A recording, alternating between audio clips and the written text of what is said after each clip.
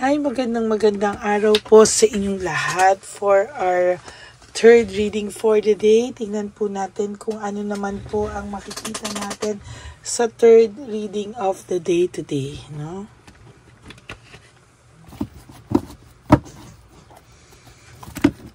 Palasahin na po natin.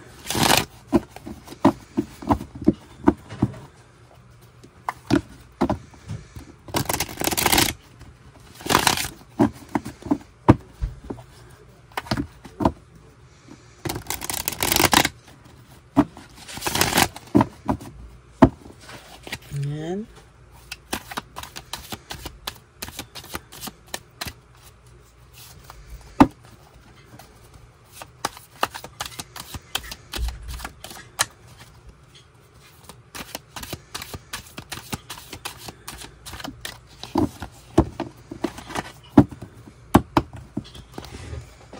Okay. Pili po tayo ng 10. 1,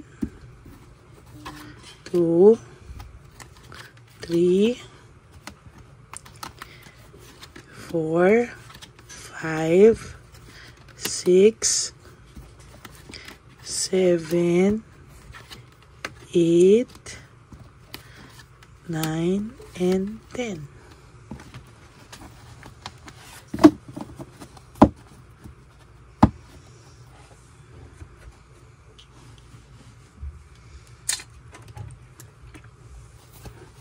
Okay.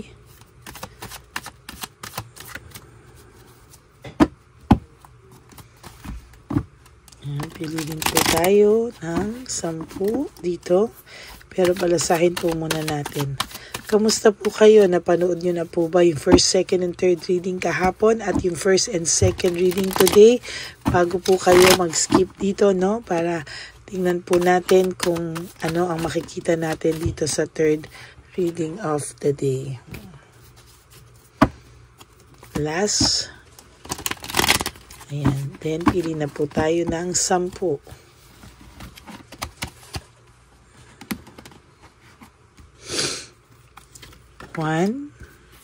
2, 3, 4, 5, 6, 7, 8, 9, and 10.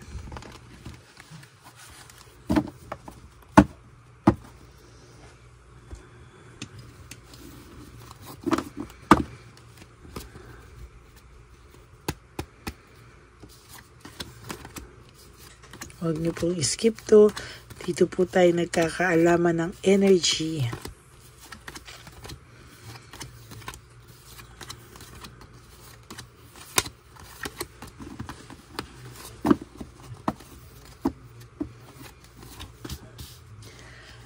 Avoidance and fear of change. Sa totoo lang po, ang person na ito ay may takot. Marami po siyang takot.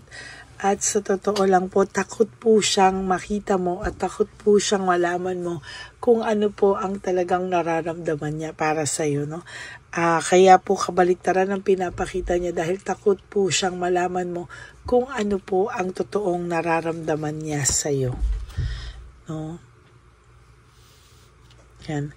So sa nakikita ko po dito, wala ka na pong pupuntahan na mas worse pa sa sitwasyon na nasasaktan ka ngayon.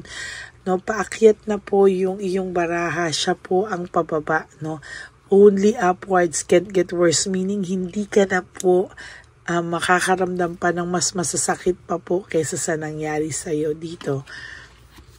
May nararamdaman po siyang butas, no, sa buhay niya. At yun ay yung pagiging dependent niya sa iyo nung araw, yung kumbaga nagtutulungan kayo all throughout, no? Ngayon po kasi ay mag-isa siya, no? Kahit po meron siyang current relationship, pang pakiramdam niya po ay mag-isa pa rin siya, no? Kahit may ibang relasyon po siya ngayon, pakiramdam niya po ay mag-isa pa rin siya. Pakiramdam niya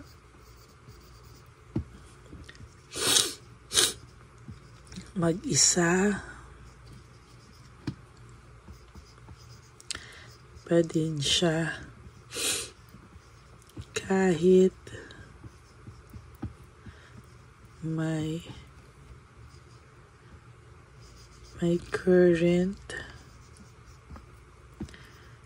relationship siya.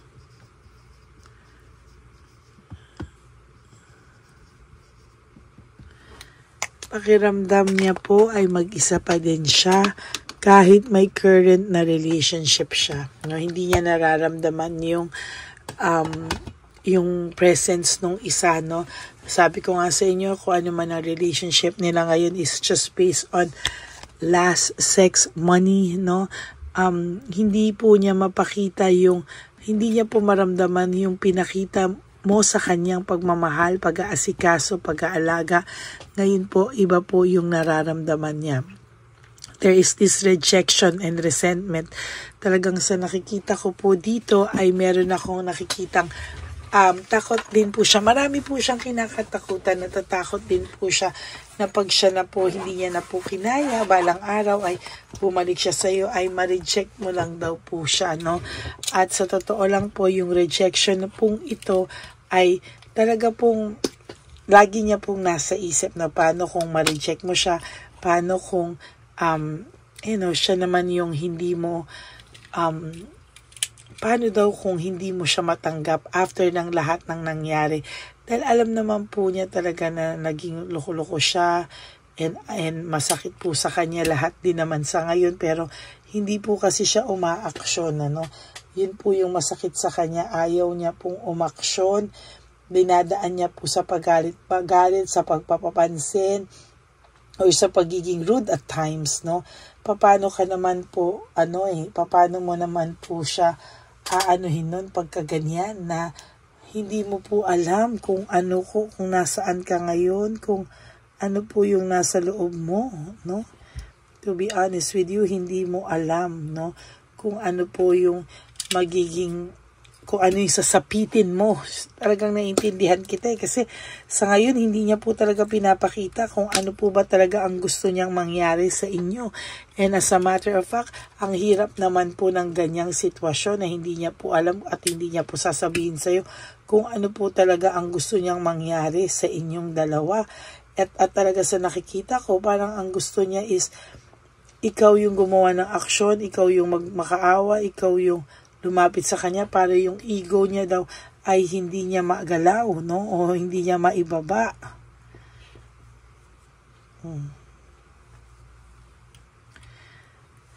Hindi po tama yun na ganun ang maging reaksyon niya sa iyo o ganun yung kanyang i-demand sa iyo, no? Bakit? Kasi sa totoo lang po, mas mahihirapan ka pa sa susunod na mga panahon kung ito po ay pagbibigyan mo, ito tolerate mo, hindi mo siya dededmahin at ikaw ang hahabol, talagang sa nakikita ko po sa inyo masasaktan ka lang po, no? Kasi pagka gumagawa ka ng bagay na ikakasakit mo, no? Ikaw ang magsasuffer po niyan sa totoo lang, no? Kaya sinasabi ko po sa iyo na mas maganda po, no, na mas maganda po na dedmahin mo muna to at turuan mo po siya ng leksyon. There's lack of resources, very unstable. No, sa nakikita ko po ngayon sa iyo ay meron po akong nakikita dito na may problema rin po siya, struggling siya, no? Nagsustruggle po siya sa resources or natatakot din po siya maybe mawala ng work or mawala ng pagkakakitaan, no? Kaya hindi niya rin po mabitaw-bitawan yung isang karelasyon niya, no? Kahit yung may current relationship siya kasi natatakot siyang pulutin sa kung saan lang. Although, hindi rin naman po niya nararamdaman talaga yung relationship na tinatawag, yung totoong relationship na tinatawag, no? Sa totoo lang po, pagiging careless kasi ang ginawa niya sa buhay niya, no? naging sobrang careless siya, hindi niya po sineryoso yung mga bagay-bagay. Kaya ngayon po, siya po ay stressed out, burnout, and restlessness. Sa totoo lang, hindi niya po alam kung ano po ang gagawin niya sa mga oras na ito. No? Nahihirapan po siya, and most of the time, ang pakiramdam po ng taong to ay bibigay na lang siya one of these days sa talagang pag-iisip at pagod, no? Ay, hindi niya po kasi alam bakit daw hindi niya kayang mag-risk sa ngayon.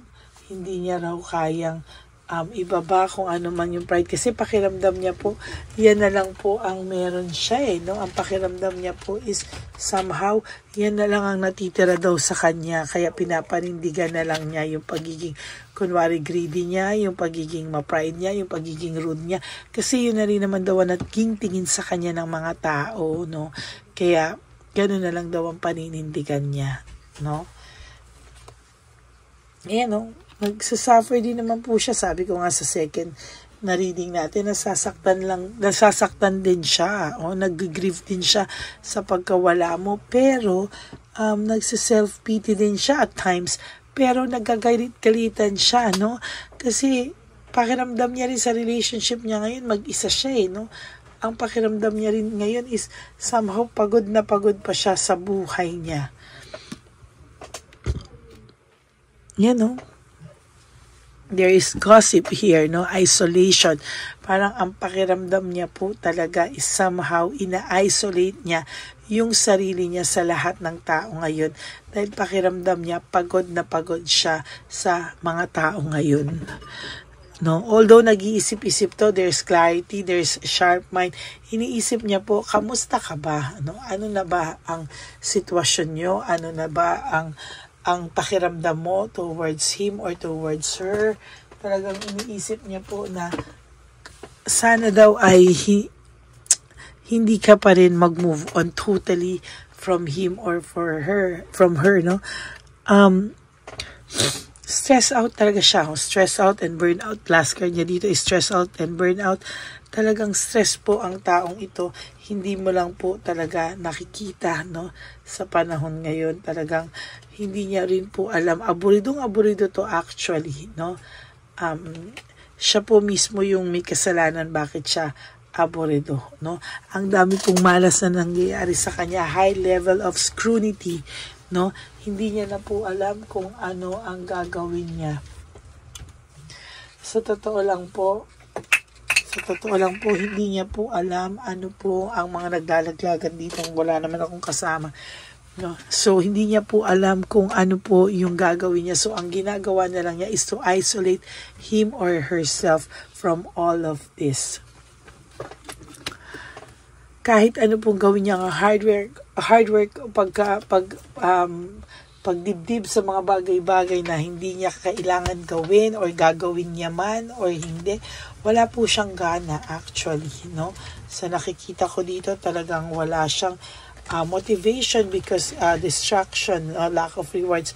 Distracted po ang taong ito, and to be honest, distracted po siya sa mga oras na to. There is this financial struggles, no, lack of rewards, wala siyang blessings masyado na dumarating, and kumbaga sa blessings ay makunat or malabo, no, wala po talagang dumadating sa kanya sa mga oras na to. Naging selfish kasi siya, hindi niya po inisip yung mga mangyayari muna, no, hindi niya po inisip kung ano po yung mga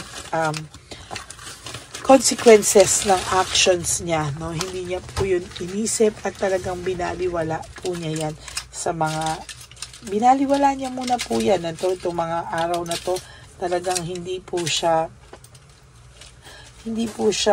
umaaksyon, no? Wala, deadma po siya sa lahat at talagang sa nakikita ko po ay talagang sa ngayon po ay parang hirap po siya.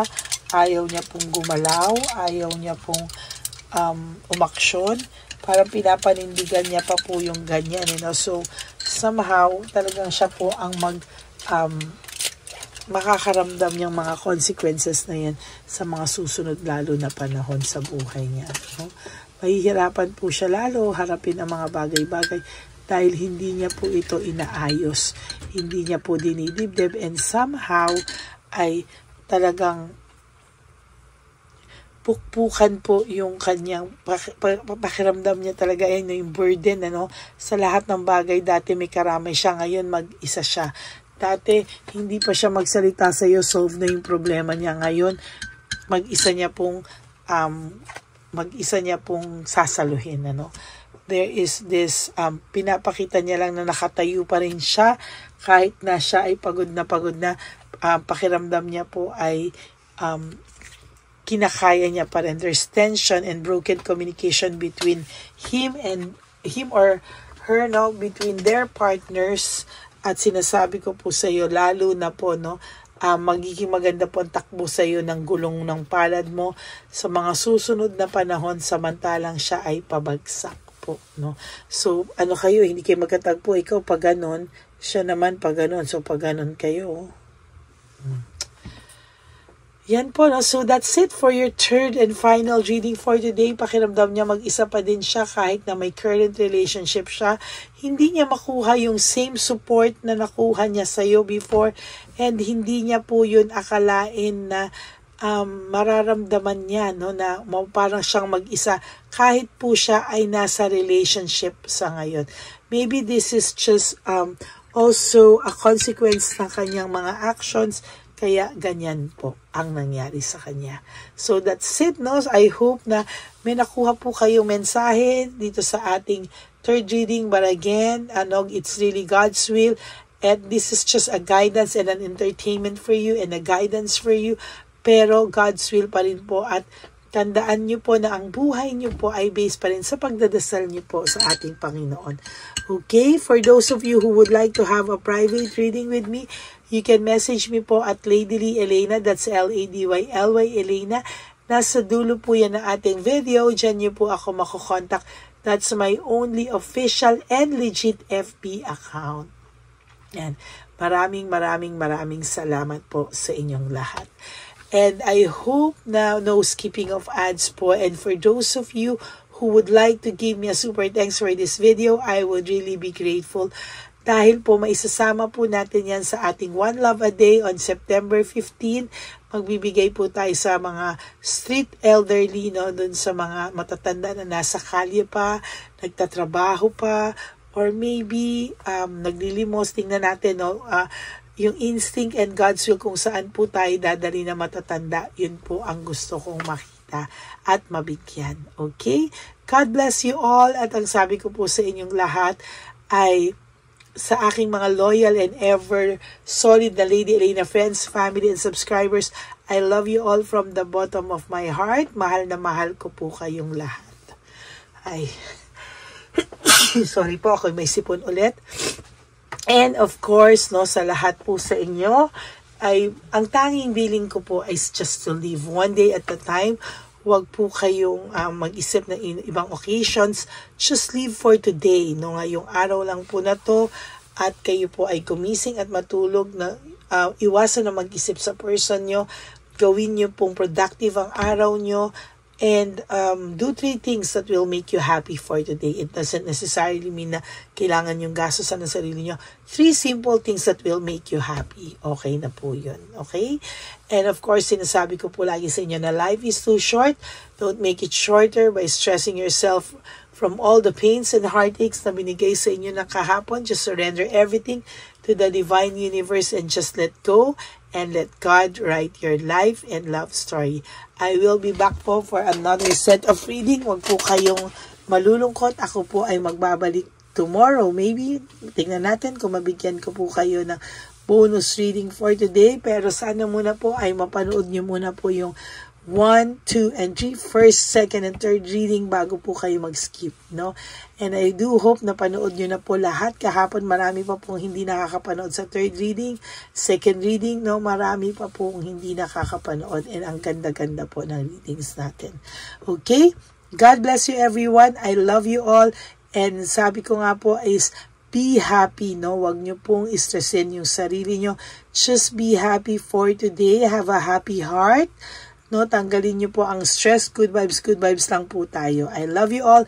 And I will be back for another set of reading. Bye! God bless you. Enjoy your day po.